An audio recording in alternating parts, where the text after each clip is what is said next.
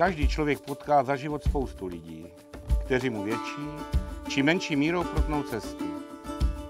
Je veliké štěstí, pokud člověk potká někoho, který nejenže má společnou cestu, ale který s tím druhým sdílí i společný cíl. Dnešní dva snoubence takové štěstí potkalo. Rozhodli se vydat na cestu jeden vedle druhého. A ať už je cíl jejich cesty jakýkoliv, bude ukrytý kdekoliv, a cesta samotná bude místy krkolomná nebo strmá, oba budou vědět, že se o sebe můžou opřít.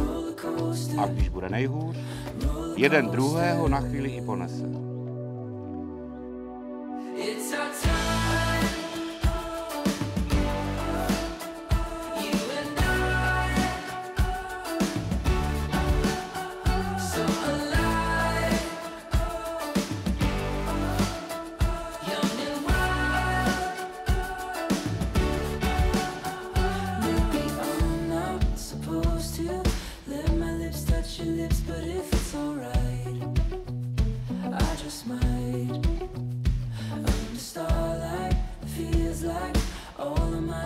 Searching for a sign.